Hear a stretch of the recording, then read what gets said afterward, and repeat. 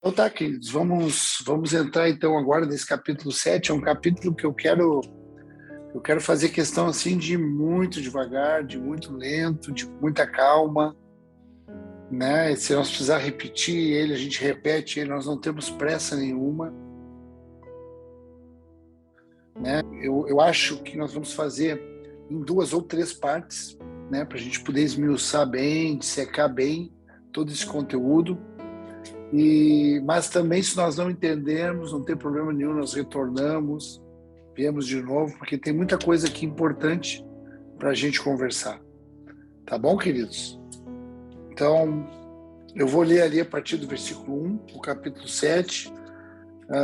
Lembra que a gente, no capítulo 6, trabalhamos ali aquelas questões judiciais, né? Irmão contra irmão, entrando em juízo, e não tem ninguém com sabedoria ali naquele ambiente para poder julgar aquela causa, e aquela causa tem que ir para um tribunal humano, né? Então nós falamos ali, Paulo até usando uma certa ironia, e depois ele trabalhou também, entrou no ambiente da imoralidade sexual, falou que aquele que se junta com uma prostituta se torna uma só carne com ela, lembram disso? Aquele que se junta com uma prostituta, assim como o marido junto com essa mulher se torna uma só carne, também aquele que se junta com a prostituta se torna uma só carne também daquilo que não é de Deus. Então, a gente finalizou ali com a esperança, né, que nós somos comprados pelo sangue do Cordeiro. E aí nós entramos agora no capítulo 7.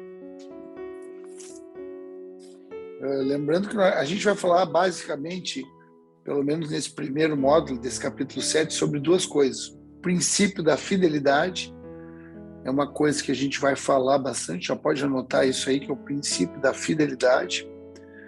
E a gente vai falar também dentro desse princípio da fidelidade, nós vamos falar a respeito de como que Deus chamou a cada um. Cada um Deus chamou de uma forma diferente. Então nós vamos falar do princípio da individualidade também.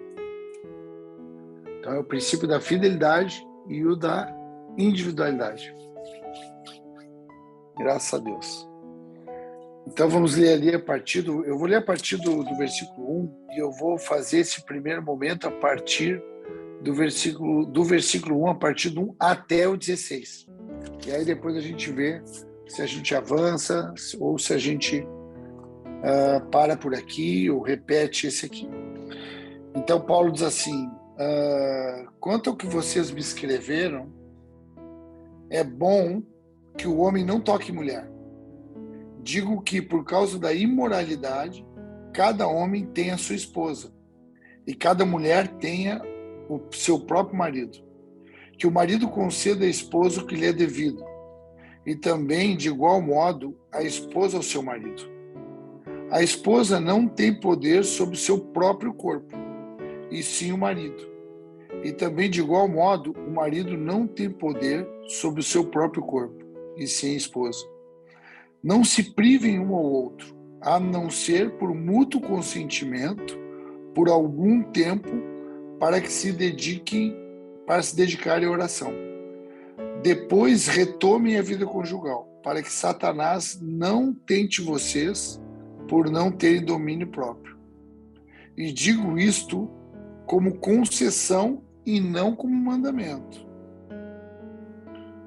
É como concessão e não como mandamento. Gostaria que todos os homens fossem como eu. No entanto, cada um tem o seu próprio dom. Aqui fala da individualidade, né? Aqui ele está tratando da individualidade. Ele diz que eu gostaria que cada um fosse como eu. Como? Solteiro.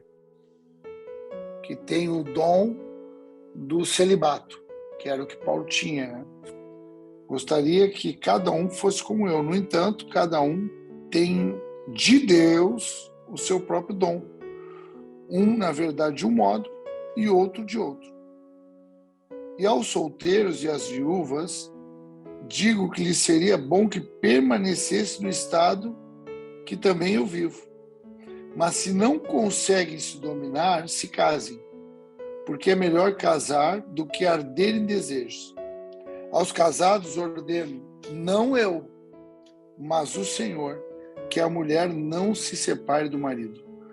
Mas se ela se separar, que não se case de novo, ou que se reconcilie com seu marido.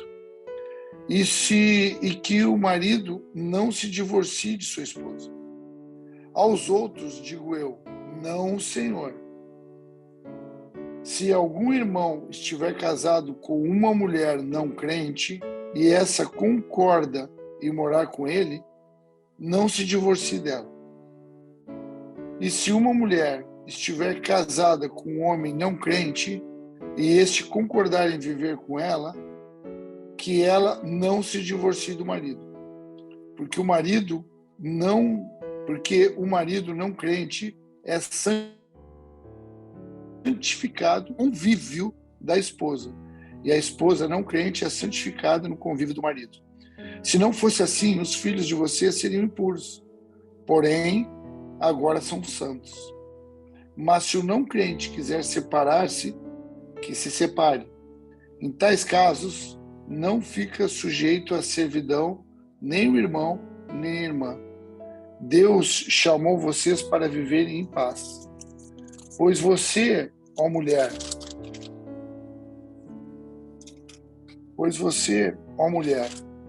como sabe se salvará o seu marido? Ou você, ó marido, como sabe se salvará a sua mulher? Então termina com essa pergunta, com esse questionamento, com essa interrogação. Queridos, é um desafio mesmo a gente falar sobre isso, né? A gente vai clamar a Deus aqui para a gente conseguir entender. E eu te sugiro que, se tu tiver alguma dúvida aí, para a gente não parar toda hora aí, anota essa dúvida. A gente tem um tempinho depois que a gente conversa, daí a gente pode conversar um pouquinho depois. E também tem o nosso dia a dia, né? Que a gente pode sentar depois e ir conversando até a gente poder ter um entendimento pleno dessas coisas, desse princípio que Paulo está ensinando. Mas Paulo está ensinando de modo fundamental. Ele está falando, lembrem que ele está falando para uma igreja imoral. Ele está falando para uma cidade imoral. Ele está falando para Corinto, que é uma região e, sobretudo, uma cidade completamente entregue aos seus próprios desejos carnais.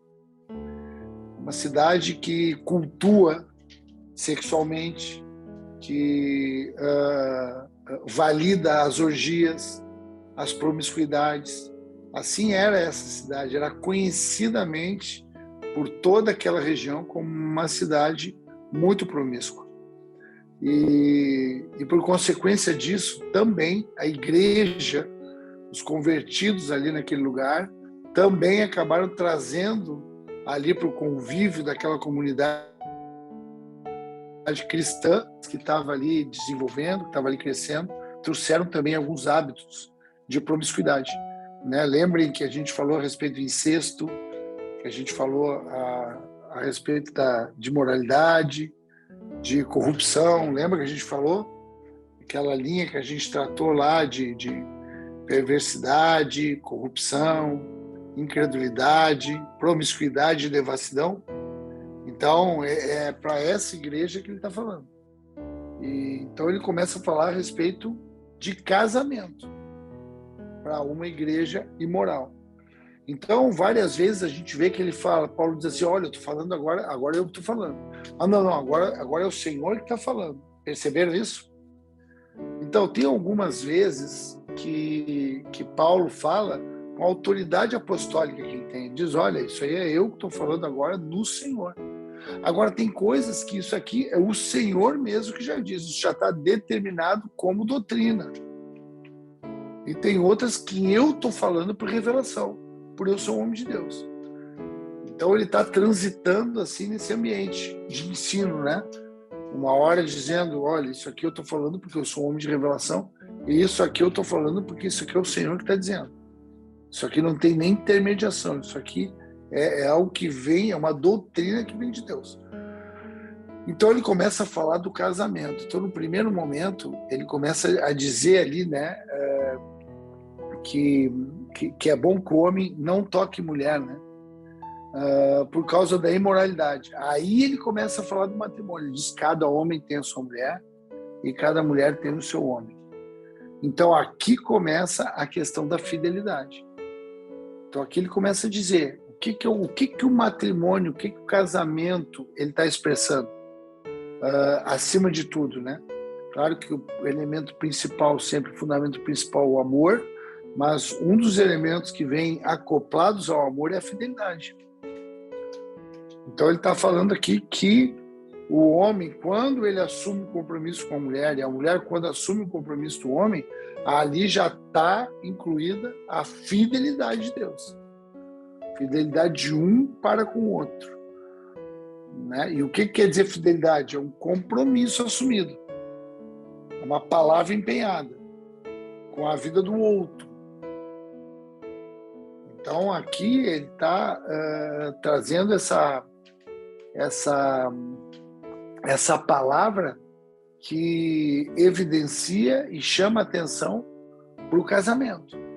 E aí eu quero que vocês escrevam aí, só não precisa abrir, porque eu já anotei aqui o que diz lá em Hebreus 13:4. Anota aí Hebreus 13:4 para tu ler no outro momento. Diz assim, o matrimônio seja honrado entre todos, e o leito conjugal sem contaminação, pois Deus julgará os pecadores sexuais e os adúlteros. Então, lá em Hebreus, o escritor aos Hebreus também está trazendo ali um apontamento para o matrimônio, a seriedade que é o matrimônio, um motivo do matrimônio, né? Para expressar essa fidelidade, para expressar essa relação do cuidado com o outro. Né? E aí, quando ele vai avançando e ele chega naquela questão que o corpo do marido pertence à mulher e o corpo da mulher pertence ao homem, aqui a gente não pode avaliar o corpo no sentido corporal físico, mas no sentido da consciência, do entendimento, do seu entendimento no casamento, seja do homem para com a mulher ou da mulher para com o homem, que é o sentido de olhar para o outro, de cuidar do outro como se fosse a si mesmo. Um ensino que está muito ligado com os 2 mandamentos que ficaram de Deus. No Antigo Testamento, Deus deixou 10 mandamentos e muitas outras ordenanças. E no Novo Testamento, a partir de Jesus mesmo diz, olha, agora ficam só 2 mandamentos. Amar a Deus sobre todas as coisas, com todas as tuas forças, com todo o teu entendimento, e amar ao próximo como a ti mesmo.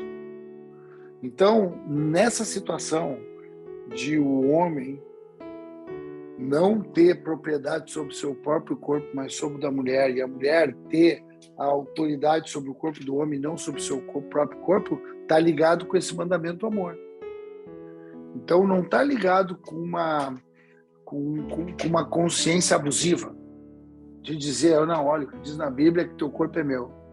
E aí tem que fazer o que eu quero, tem que cortar o cabelo do jeito que eu quero, tem que ter o corpo que eu quero, tem que fazer o que... Não é nesse sentido. É no sentido de serviço, no sentido de amor, no sentido de sair de si mesmo, do egoísmo, sair do cuidado consigo mesmo. Então, ninguém pode usar essa palavra para falar, cobrar o que o outro tem que fazer para mim, porque daí isso é iniquidade. Porque lembra que a iniquidade é uma cobrança, um senso de direito. Então, tu pode usar essa palavra com iniquidade. E tu cobrar o teu marido, não, tem que fazer o que eu quero porque está escrito na Bíblia. Não, isso é iniquidade. Isso está falando a partir de mim, como eu preciso olhar para o outro com acolhimento, com cuidado e com zelo. Amém, irmãos? Então, é nesse sentido. Não é no sentido... não, o teu corpo é meu e tu tem que entregar para mim o teu corpo. E tu tem que fazer o que eu estou falando para tu fazer. Não, está falando a partir de mim, a partir de ti. Eu que tenho que ter um cuidado com o corpo do outro, não pode ser com descaso, não pode ser com indiferença, não pode ser com agressividade. Por quê? porque aquele corpo, ele é propriedade minha.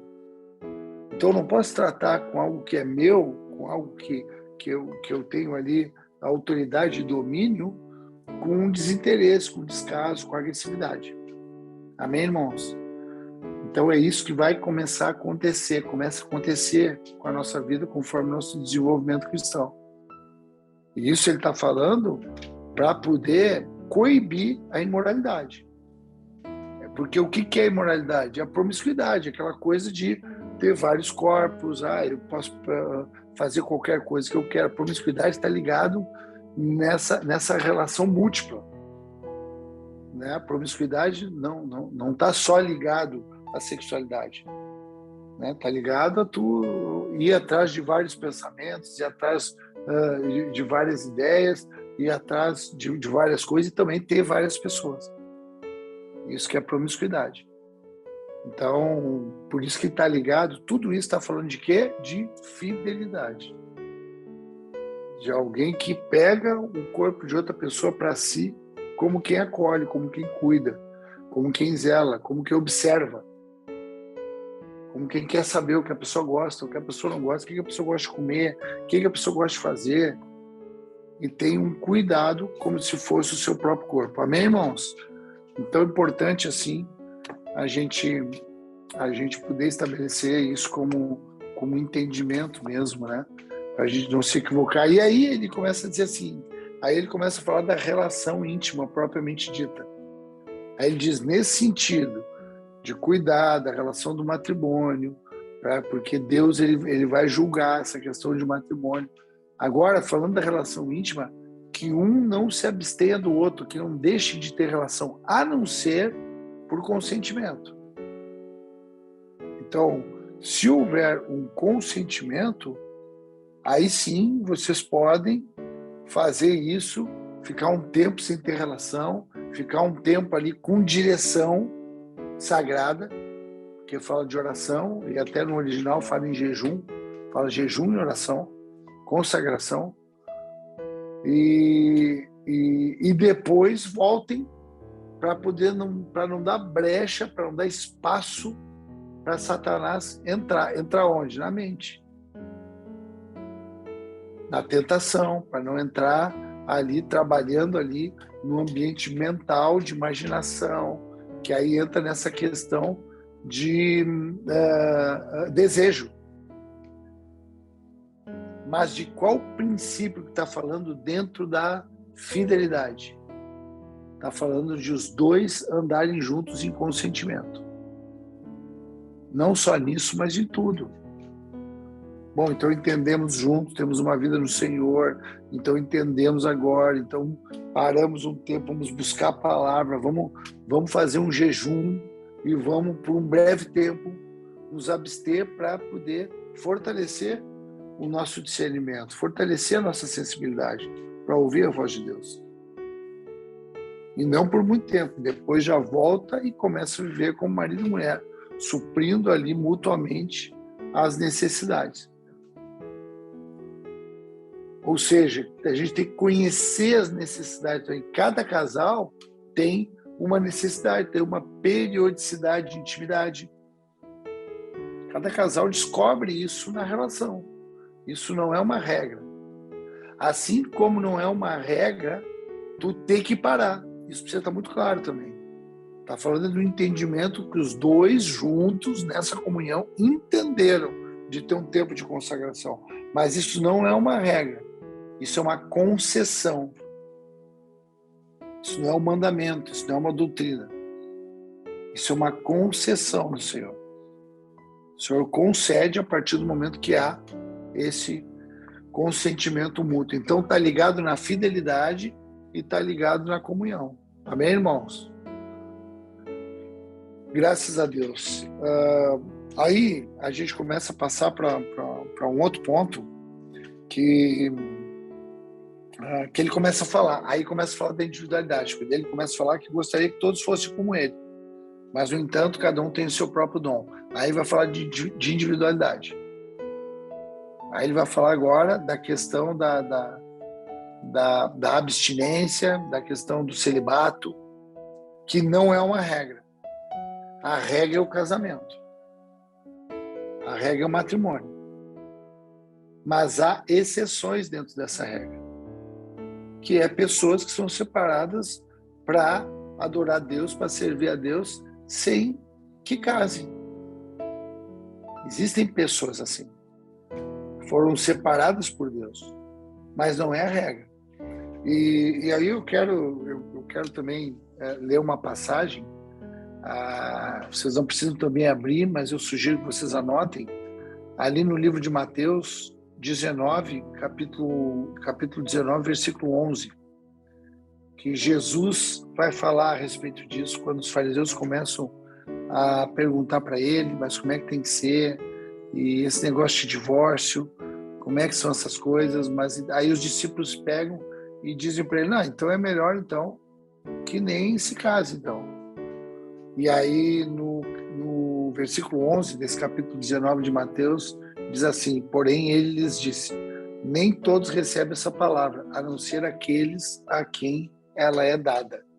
Então aqui está falando que só consegue ficar nesse ambiente de adoração, de estar sozinho, de estar ali voltado mesmo diretamente, completamente para as coisas de Deus, sem ter uma outra pessoa ali para poder ter esse consentimento, para poder desenvolver essa fidelidade, para poder caminhar junto, que é um grande desafio, irmãos, um grande desafio. Depois ele vai dizer que é muito mais fácil, é muito melhor ficar sozinho, porque ficar sozinho, quem ganha mais, só que tem que ter esse dom para ficar sozinho. Isso tem que ser algo dado por Deus, tem que ser um formato a partir de Deus, para a gente poder se manter nesse ambiente onde a nossa carne não prevaleça. Então é uma pessoa que, pela graça de Deus, pela misericórdia de Deus, ele se mantém ali naquele ambiente de domínio mesmo sobre os desejos dele, né? Tanto homem quanto mulher. E era o que Paulo tinha. Paulo andava nesse ambiente, foi um homem direcionado ali, levantado por Deus para andar dessa forma. Mas não é uma regra, é uma exceção da regra. Então, para estar assim, tem que ter uma palavra de Deus. Por quê? Porque o casamento é a regra. Por que o casamento é a regra?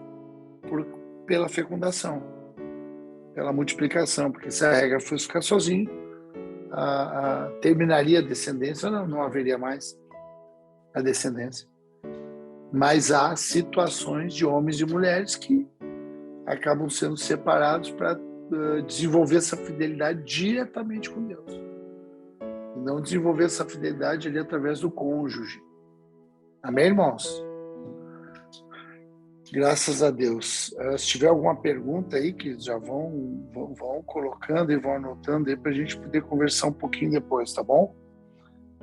Estou passando por alguns tópicos aqui que eu entendi de suma importância. E aí depois diz ali que aqueles que não conseguem se dominar se casem, porque é melhor casar do que arder em desejos. Aqui está falando, não está falando de alguém que é incontrolável. Aqui está falando dentro desse princípio da individualidade. Está dizendo, vocês têm que discernir. Aquele que tem esses desejos, esse se case. Aquele que tem, aquele que percebe que essa fidelidade, ela vai se dar, essa completude, ela não vai se dar na individualidade, mas ela vai se dar no casamento, esse se case. Porque é muito perigoso tu criar uma regra de ficar solteiro e aí não consegue suportar. Porque não foi separado por Deus para o celibato. E aí não consegue suportar. Então está falando aqui, queridos, muito mais numa direção específica de Deus. Aqui, lembrem que ele está falando com uma igreja que é imoral. Então ele está tentando estabelecer uma ordem ali dentro de uma desordem de promiscuidade sexual. Agora aqui ele está falando de ouvir a voz de Deus, saber quem nós somos em Deus. Está falando de fidelidade, individualidade e identidade. É disso que nós estamos falando. Então ele está dizendo assim, ó, tu tem que perceber quem tu és em Deus. Tu precisa desenvolver uma santidade, que é o tópico que nós vamos entrar agora. Tu tem que desenvolver uma santidade para ter uma relação com Deus, para entender quem tu é. Para saber a tua individualidade. Como que tu foi feito para servir a Deus e para expressar a glória de Deus aqui nessa terra, na comunhão, na família. Porque mesmo esse, preste atenção, queridos, mesmo esse, ou esta, que é uma exceção, que não casa, ele precisa ter uma consciência de comunhão, uma consciência de família. É na família da fé, por isso que nós abrimos aqui a reunião, louvando a Deus, nos honrando aqui mutuamente, porque é nessa família da fé que nós desenvolvemos, que as coisas acontecem. E aí depois que passa esse ambiente, aí ele começa a falar de uma outra situação que é delicada. Está falando de uma mulher cristã que casa com o marido não crente. E de um homem crente que casa com uma mulher não crente. Então ele diz assim, ó, se isso acontecer por um discernimento, aleluia, por uma relação íntima com Deus, discerniu isso acontecer, ele diz, fica casado. Por que ficar casado? Porque a santidade que há na tua vida vai prevalecer nesse casamento. Aqui ele começa a falar de santidade, mas aqui, queridos, aqui é importante a gente dar uma paradinha para a gente entender aqui que nós estamos falando do homem e de uma mulher de Deus, que tem relação com Deus, que tem relação com a comunhão e entende um relacionamento que é muito perigoso. Inclusive, depois de 2 Coríntios, a gente vai ver a respeito do jugo desigual. Mas aqui ele está dizendo que, às vezes, acontece de um homem fiel, uma mulher fiel, casar com um cônjuge que não crê. E se houver essa relação fiel dessa pessoa com Deus, ele diz aqui, fica junto. Mas em que sentido ficar junto? Fica junto aonde os princípios da casa são os princípios da palavra de Deus. É onde esse homem e essa mulher que não são cristãos, eles se submetem à orientação daquele que é o filho mesmo, que é aquele que está com uma relação com Deus dentro do casamento. Não é assim, não. Um é cristão, ele vai na igreja, fica orando lá e a mulher fica... Não é isso. É uma relação que foi criada no coração de Deus, porque ali em 1 Pedro 1 fala da mulher, a mulher que tem uma sabedoria e que ela casa com o marido, que é 1 Pedro 1, que casa... 1 Pedro 3, versículo 1. Fala de uma mulher que ela casa com um homem que ele não conhece a palavra, mas que pelo procedimento dela acaba ministrando a vida desse homem. E esse homem acaba ganho sem palavras. E o que é ganho? Ganho não é diretamente se converter, começar a ir na igreja, mas ele se submete. Ela dá direção. Esse homem cristão dá direção dentro de casa. E os filhos acabam ficando abençoados. O filho acaba ficando santificado. Amém, queridos? Então, isso que Paulo está falando. Está falando de uma direção de Deus. Está falando dessa fidelidade de Deus, dessa relação com Deus e esse discernimento que vai nos fazer entender a individualidade da caminhada. Conforme aquilo que cada um recebe. Individualmente. Isso é tão lindo, queridos, é tão lindo que isso que cada um recebe individualmente, que é muito particular, se descobre na comunhão, se descobre no coletivo. Por isso que dá uma confusão às vezes na gente, que a gente acha que unidade está ligado com uniformidade. Não. Unidade está ligado com individualidade. Respeito àquilo que Deus distribuiu para cada um. Aleluia. E aí, quando ele fala, e aí ele diz que essa mulher cristã, ela santifica o marido cristão santifica a mulher, e os filhos estão santificados. Aí, nesse quesito de santificação, eu quero que, esse sim, eu gostaria que tu abrisse ali no livro de 1 Timóteo. 1 Timóteo, capítulo 4.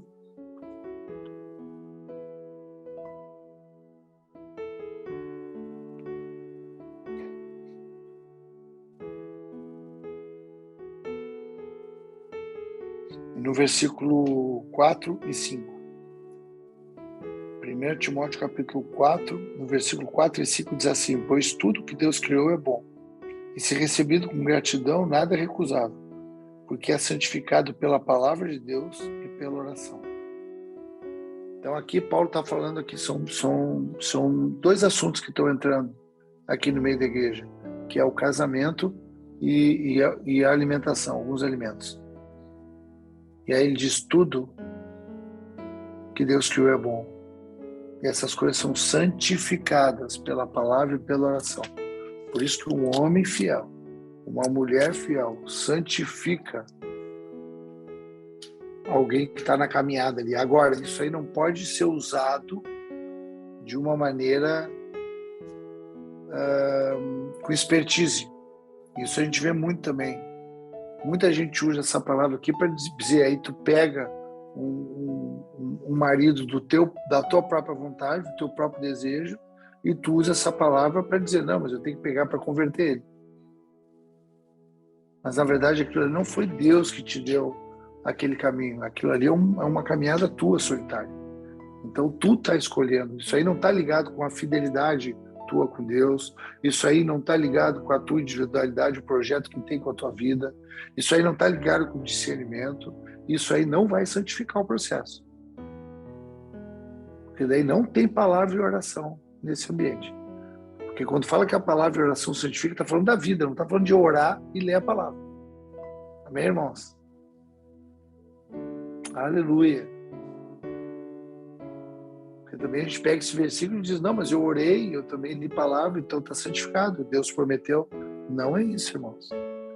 Está falando que alguém tem uma vida consagrada, uma vida ali de fidelidade, uma vida ali buscando discernimento para encontrar a sua individualidade, para desenvolver a sua identidade e aí descobrir o destino, o propósito. Aí tem palavra, tem oração e tem santificação para todas as coisas. Em nome de Jesus. E aí, queridos, ele desenvolve mais um pouquinho e ele vai falando, né, a respeito dessa santificação, que eu acho que é um ponto assim muito importante, e chega num ponto que ele diz assim, olha, aí se...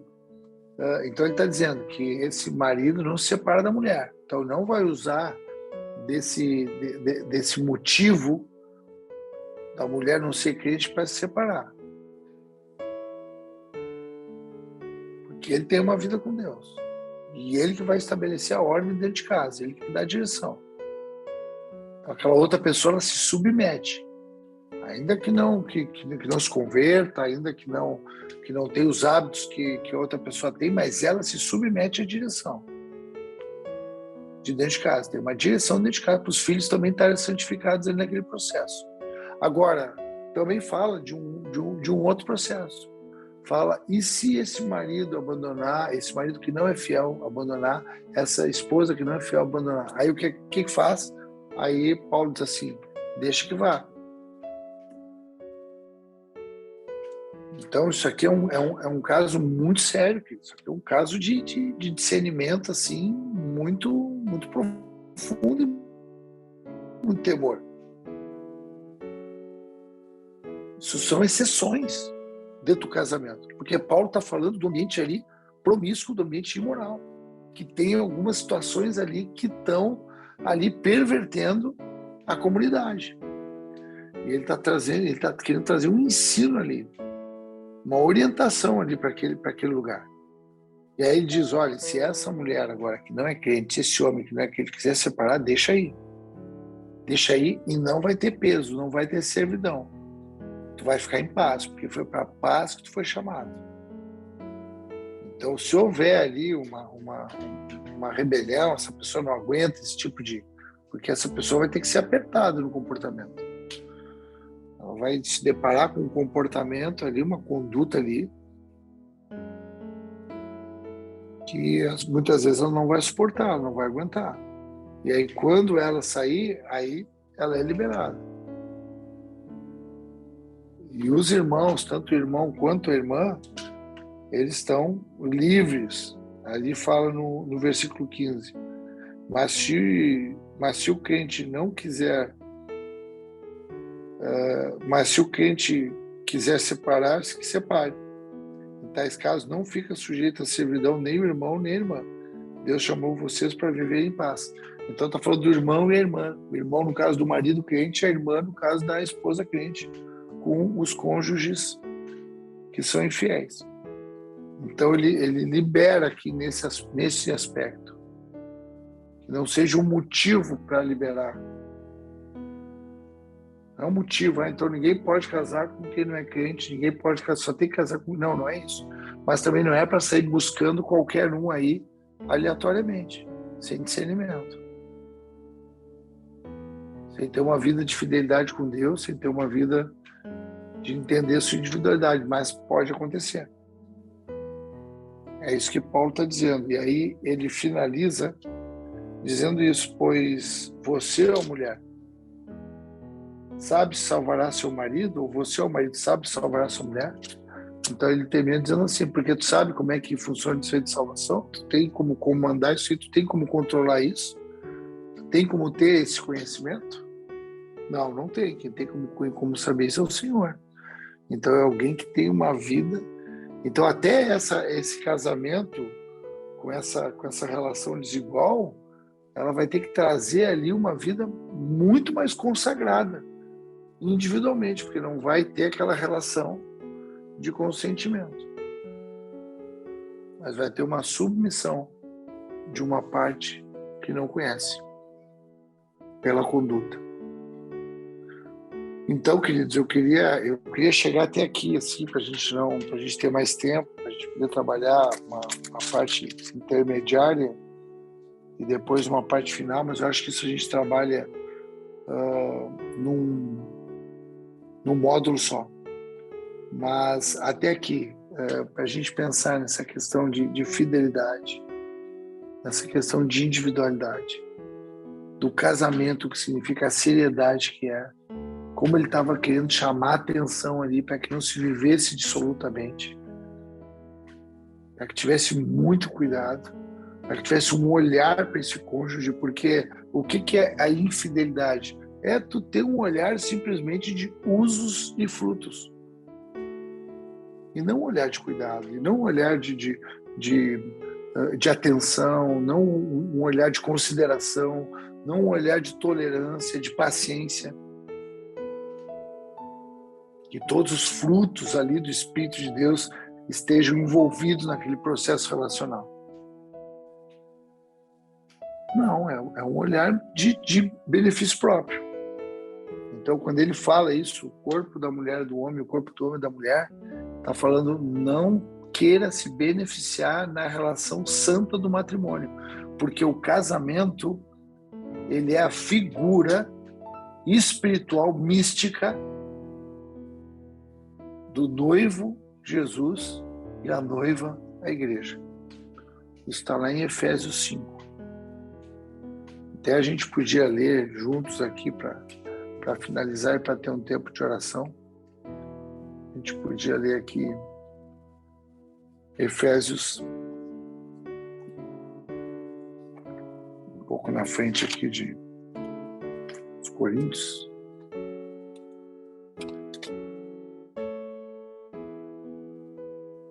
Efésios 5.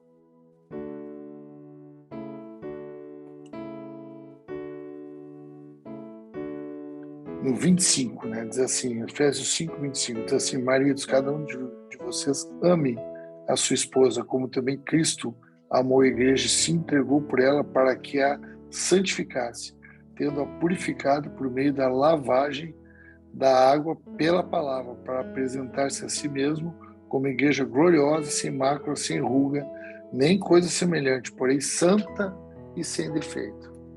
Então, esse mistério do matrimônio é um mistério espiritual, da relação de fidelidade de Jesus com a igreja e da igreja com Jesus. Figura de espera, figura de preparação, a noiva, a igreja se preparando para aquele noivo fiel, prometido, chegar. E que a santificasse, essa relação de santidade, essa relação de palavra, de oração. Amém, irmãos? Eu queria parar por aqui, eu acho que é muita coisa para a gente conversar, para a gente falar, eu acho que isso vai dar bastante coisa para a gente. Tem sido muito bom, assim, né? Eu quero testemunhar que tem sido muito bom os pós-estudo, né? Conversando com um, com o outro, a gente falando, a gente repercutindo, a gente tirando dúvidas, a gente marcando, assim, aquilo que a gente que chamou a atenção nossa. Então, por isso que eu quero deixar até esse ponto aqui, para a gente poder ficar isso bem fresco no nosso coração, e aí depois, na semana que vem, a gente avança um pouquinho a partir do 17. Eu acredito que a gente chegue até o final do 7 na semana que vem. Amém, queridos? Graças a Deus, queria ter um tempo de oração, pedir uma iluminação mesmo para Deus. Ele que é fiel, né? E nos ensina a ser fiel, e nos ensina a fidelidade dele nos matrimônios, mas também fica abertos também as maneiras individuais de ele usar um e usar outro.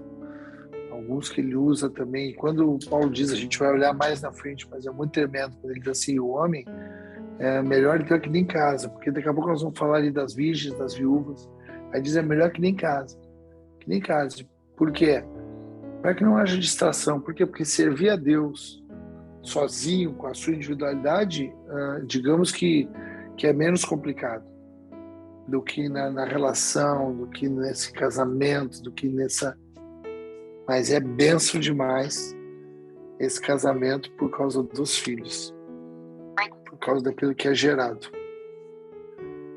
Amém, queridos? Vamos orar a Deus, então. Vamos agradecer, então, e pedir mesmo iluminação para o Senhor aí. Senhor, nós te pedimos, nos ilumina, Senhor, ilumina o nosso entendimento, nos dá graça, entendimento na absorção, Senhor, desse conteúdo. Nós queremos saber o que o Teu Espírito quer falar, quer ministrar, em nome de Jesus, para que não fique nenhum engano no coração de ninguém, nem uma dúvida, que a gente possa, juntos, Pai, resolver essas dúvidas, responder essas dúvidas, Pai, em nome de Jesus. O importante não é a dúvida, Senhor. O importante é nós vamos sentar-nos para conversar a respeito delas. Em nome de Jesus, te agradecemos pelo teu cuidado, a tua graça, Senhor, com as nossas vidas, com a tua fidelidade, Senhor, com a maneira tão individual que tu trata cada um de nós. Muito obrigado mesmo por esse tempo. Nos dá uma semana, uma noite de sono regeneradora, Senhor. Nos enche de esperança, Senhor. Tudo aquilo que tu tens para nós. Em nome de Jesus. Amém. Amém, queridos. Graças a Deus. Muito bom.